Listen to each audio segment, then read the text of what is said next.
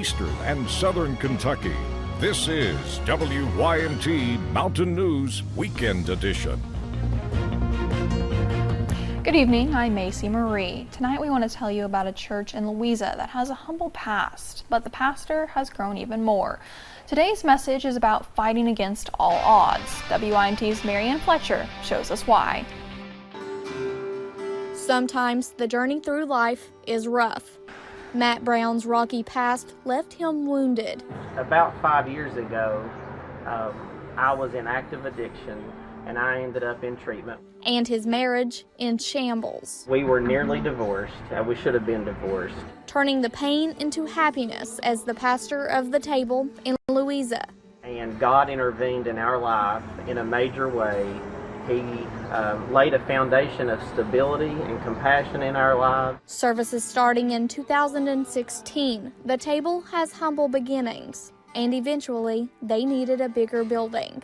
We started meeting at a spot right down the street at Masterpiece Cafe. New members finding a place they could be accepted. And I believe that part of that growth is because of the compassion and the generosity that has been being lived out in the people that are coming to the table. Sunday's message, against all odds. We see that overcoming against all odds in his life, and I believe that allows us to overcome as humans. Showing anyone can emerge from their darkest days. And it's just amazing to see what he's done in 5 short years. In Lawrence County, Marianne Fletcher, WYMT Mountain News. If you want to learn more about when you can visit the table, we have that information on our website. Just head over to WYMT.com. A woman was shot this morning over in Leslie County. Kentucky State Police tell us she was flown to UK Medical Center. Now, we do not know her name or the extent of her injuries at this time. We'll continue updating the story as we get more information. And over in Tennessee, deputies say a Claiborne County man is accused of killing his father. Daniel Ellie was charged with criminal homicide after allegedly shooting his father. Officials say it happened Friday evening. A motive is not known at this time. Now we'd like to pass along an update to a story we first told you about yesterday. The National Guard airlifted a hiker out from the Natural Bridge in Powell County yesterday. The woman was released from the hospital after a short stay, and another hiker who was reported missing yesterday inside the park was found safe last night. A car fire backed up traffic on I-75 in Laurel County this afternoon. Dispatchers say they responded to this fire just after noon today. It happened between the Corbin and London exits. Southbound traffic was blocked for about an hour while crews put out the fire. We do not know about any injuries at this time. Police are investigating a deadly home explosion in Jeffersonville, Indiana. According to police, there were 3 people in the home at the time of the explosion, and one of those people did die. The explosion happened just after 5 this morning. When Jeffersonville fire arrived at the scene minutes later, the house was completely burned to the ground. But officials say there was a car nearby that had to be extinguished. It was a big boom with the concussion you could feel in your chest, and the whole house just shook. I mean, it just shook, raised up, and rattled the windows, knocked the gutter off the back of my house. And I thought somebody fell in the house. But I ran out, and I thought somebody hit the house. And I ran outside and looked, nobody hit the house. The cause of the explosion remains under investigation. The building that was once headquarters of Bethlehem Steel is no more. The 21-story Martin Tower in Bethlehem, Pennsylvania was demolished this morning. Opening in 1972, it stood as the tallest building in that region. It was even on the National Register of Historic Places. Bethlehem Steel, America's second largest steelmaker, went out of business back in 2003. The site will now be turned into a mixed-use development.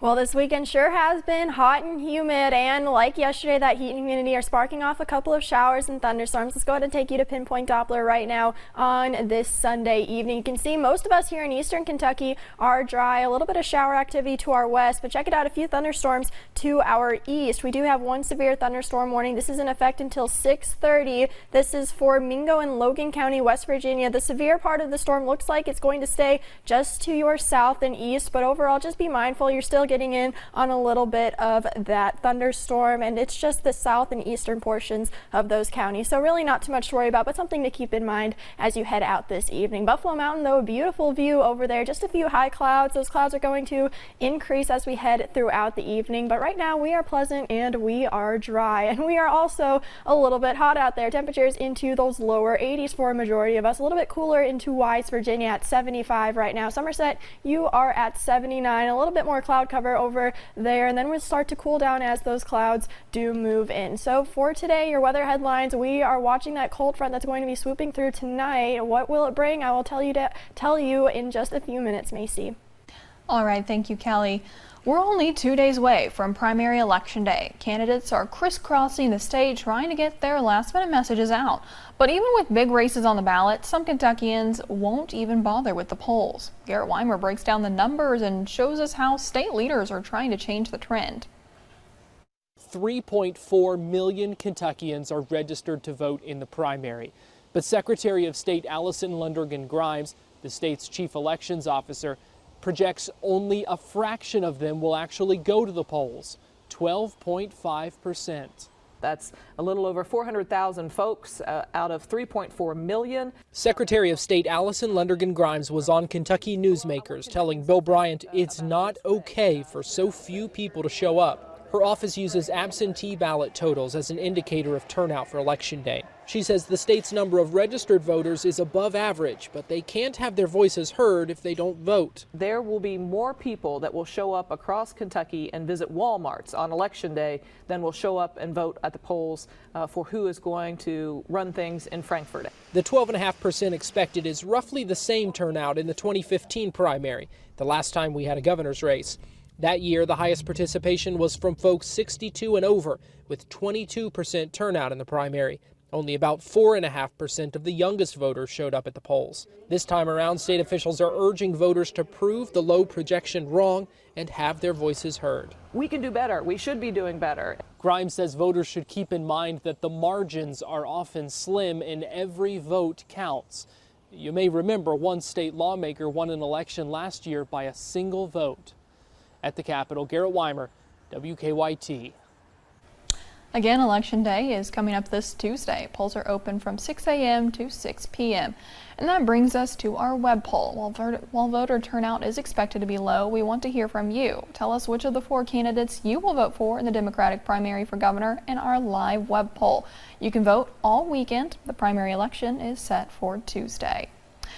UK President Ely Capitoto is reacting to the loss of a high school senior planning to attend UK. Abingdon High School had its graduation Friday night in Virginia, an event filled with excitement but also with grief. Kirk Nairn died just hours before the graduation when his car hit the rear of a tractor trailer on Interstate 81. Nairn had accepted an ROTC scholarship to UK and he was planning to start in the fall. We gather for a time of celebration as we recognize and honor the class of 2019. However, we are also deeply saddened by the untimely passing of 2 members of this class during their senior year. Funeral services are scheduled for this Wednesday. Over in Ohio, a bill now in the state legislature would allow people convicted of aggravated murder to avoid the death penalty if they are found to have a serious mental illness at the time of the offense. Qualifying death row inmates could petition for resentencing. Some prosecutors in Ohio have opposed that bill.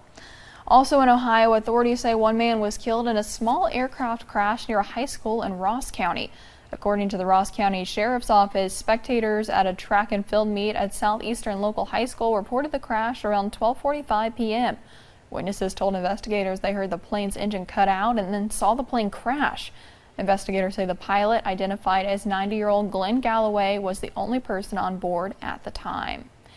8-year-old Salem Saptaka, who was kidnapped in Fort Worth, Texas early Saturday evening, has been found safe, and a suspect is also in custody. An Amber Alert was issued for the 8-year-old girl after police say a man in a vehicle kidnapped her while she was walking with her mother. The child was apparently walking with her mom whenever the man approached her and grabbed her. The mother tried to jump into the vehicle to get her daughter, but she was pushed out. The vehicle then drove off. Police were able to find and release surveillance video and images of the suspect's vehicle from a nearby home.